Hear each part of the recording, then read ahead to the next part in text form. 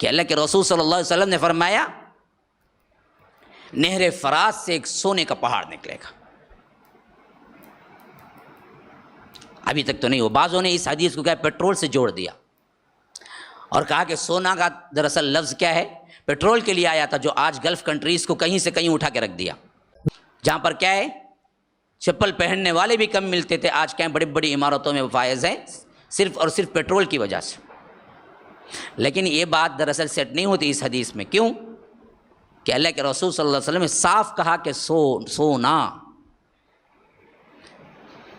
اور نہر فرات میں، یہ ترکی میں آج ہے، نہر فرات کا زیادہ تر حصہ ترکی میں ہے، اور اس کا پورا کنارہ جو پڑتا ہے لبنان، عراق، اردن، شام، جہاں غلاٹے ہو رہے ہیں، اب جتنے بھی پرابلمز کریٹ ہو رہے ہیں یہ پورے وہی ہیں جہاں پر یہ ہوگا.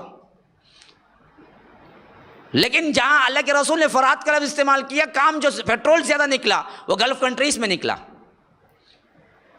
اس سے یہ چیز مراد نہیں ہے. ہاں یہ بات اور بتائی گئی کہ عرب ممالک میں ہوگا یہ کہ چپل بھی نہ پہننے والے لوگ، جن کو چپل پہننے کا سلیقہ نہ آتا ہو، ننگے پیر ننگے بدن رہنے والے خانہ بدوش لوگ بڑی بڑی عمارتیں بنا کے ایک دوسرے پہ فخر کریں گے. قیامت کی نشانی میں سے ایک نشانی ہے وہ جو اب پوری ہو رہی ہے. برج خلیفہ فلاں فلاں، اب یہاں پر یہ بنا تو سعودیہ اور اس سے بڑا بنا رہا ہے.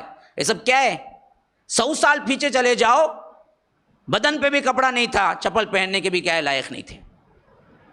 ہندوستان سے پیسہ جاتا تھا. یہاں کے نواب کیا ہیں؟ حاجیوں کے لیے پیسے بھیجتے تھے، وہاں کی حکومت کے لیے پیسے بھیجتے تھے. دنیا بھر سے پیسے کیا ہے، غریب ملک تھا، بہت غریب ملک تھا، جس کے لیے حاجی لوگ جاتے تھے تو خود مدد کر کے آتے تھے.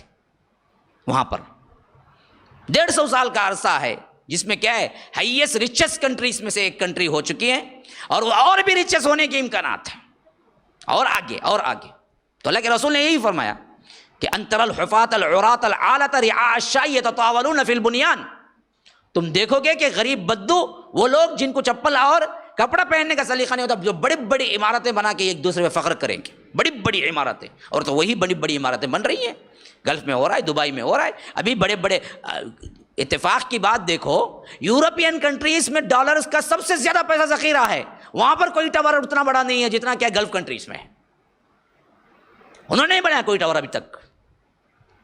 بڑی بڑی عمارتیں بنا کے ایک دوسرے پہ فخر کرنا، یہ دراصل کیا ہے، جہاں جیسے اشارہ دیا اللہ کے رسول نے وہاں ہو رہا ہے.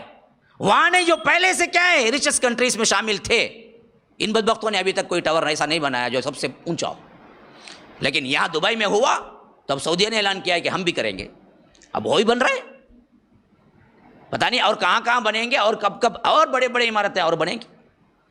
تو یہ بتا دیا گیا، یہ بتا دیا گیا. لیکن جو بات یہاں پر آ رہی ہے کہ فرات سے سونا نکلے گا، اور اللہ کے رسول نے کہا ہر کنٹری دوڑے گی وہ سونے کے پہاڑ حاصل کرنے کے لیے. شاید وہ ابھی نہیں آیا، یہ بالکل دوسرا واقعہ ہے جو ہو کر رہے گا. اللہ کے رسول نے فرمایا ہے.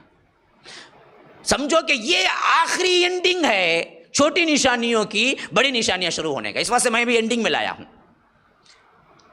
کیونکہ فرمایا کہ فرات ایک دریا ہے، دریا جو کہ کیا ہے، جس کے کنارے پہ لگے ہوئے ہیں یہ پورے سائٹ جو میں نے ابھی بیان کی ہے، اور اس کا بڑا حصہ ترکی میں گرتا ہے. اور ترکی سے لے کے لبنان، اردن، شام، عراق، یہ سب کیا ہے اس کے بارڈرز ہیں آج کے حساب سے. فرمایا کہ یہ پانی ہٹے گا اور بہت بڑا سونے کا پہاڑ دکھے گا. تو فرمایا کہ جیسے ہی دکھے گا ہر کنٹری کی فوج اس کو حاصل کر، ہر کنٹری کے لوگ بھاگے دوڑے آئیں گے اس پر قبضہ کر لیں.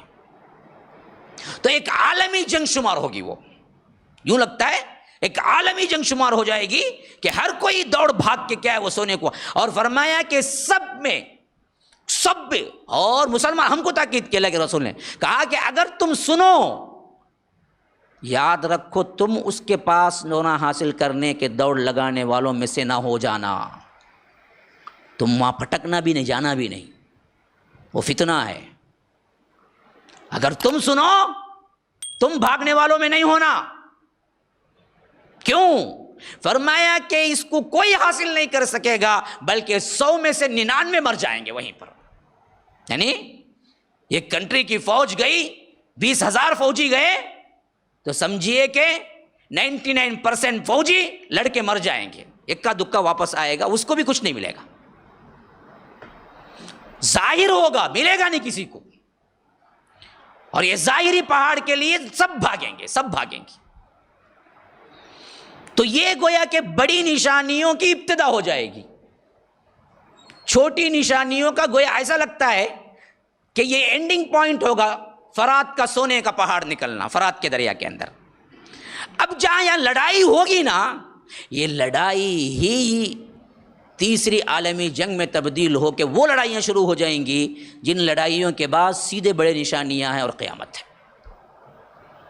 ان لڑائیوں ہی میں معاملہ ہو جائے گا کہ عیسائی جھنڈے اٹھیں گے اور یہ لڑائی جو سونے کے لیے نکلی تھی، یہ دنیا کے لیے نکلی تھی، یہ مذہب کے طور پہ تبدیل ہو کے عیسائیت اور مسلمانیت کے خلاف لڑائی ہو جائے گی. نکلی تھی سونے کے لیے، لیکن جب وہاں پہنچیں گے تو معاملہ بدل جائے گا، اور وہاں سے وہ معاملہ شروع ہو جائے گا جو کہ اللہ کے رسول صلی اللہ علیہ وسلم نے کہا کہ تمہارے سے اور عیسائیوں سے ایک بہت بڑی جنگ باقی ہے، اور تم اور یہودیوں سے ایک بہت بڑی جنگ باقی ہے. 2 جنگیں ابھی باقی ہیں. اور یہ کتاب الملاحم میں متواتر طور پر احادیث میں مذکور ہے. 2 جنگیں ہونے والی ہیں مسلمانوں کے ساتھ. ایک بہت بڑی جنگ عیسائیوں سے ہونے والی ہے اور ایک بہت بڑی جنگ یہودیوں سے ہونے والی ہے، اور ان دونوں کے نتیجے مسلمان فاتح ہوں گے، مسلمانوں کو فتح ملے گی. تو اس کا جو شروعات ہے نا، یہ وہی علاقے ہیں جہاں پر میں نے بتا دیا فرات ہے. کوئی حدیث میں یہاں ہندوستان کے کسی ایریے کا نام نہیں آیا ہے. جتنے نشانیاں ہیں قیامت کے وہ سب کے سب وہیں ہونے والے ہیں، شام کے اندر. شام، اردن، لبنان، اسرائیل جہاں پر وہاں یہ پورا علاقہ، یہ پورا پٹی جو ہے بارڈر کا جو ایریا ہے، وہی ایریے ہیں پورے قیامت کی نشانیوں کے. ہاں اتنا ہے کہ سب لوگ وہاں جمع ہو جائیں گے، گویا کہ ہندوستان والے بھی وہاں جا کے جمع ہو جائیں گے. ایک زمانہ آئے گا، خواہ نیک ہوں کہ بد، سب کچھ آگ ڈھکیلے گی، آگ. کیونکہ پہلا دنیا کا ایک حشر ہے، ایک آخرت کا ایک حشر ہے. آخرت کے حشر میں قبر سے اٹھیں گے، دنیا کے حشر میں لوگ جمع کیے جائیں گے آگ کے ذریعے. تو فرمایا دنیا کا حشر شام میں ہوگا. اللہ کے رسول صلی اللہ علیہ وسلم نے فرمایا دنیا کا حشر شام میں ہوگا. دنیا میں کتنے لوگ ہیں ان سب کو ڈھکیلے گی ایک آگ، ڈھکل ڈھکل ڈھکل ڈھکل. ان کو نہیں جلائے گی لیکن چھوڑے گی بھی نہیں. تبیت معہم حیث باتوا وتثبت معہم حیث تمہاری رات گزارنا ہے تو رات گزارے گی تمہارے ساتھ، تم ٹہرتے ہو تو ٹہرے گی، لیکن نہیں جائے گی، تمہیں ڈھکیلتی جائے گی، یہاں تک کہ ولا کے حشر کے جو شام کا میدان ہے وہاں لا کے چھوڑے گی. پھر وہاں سے کیا ہے، اصل زلزلہ شروع ہوگا، قیامت قائم ہوگی. تو مرتے وقت کل انسان وہاں جمع ہوں گے، وہ دنیا کا حشر ہے.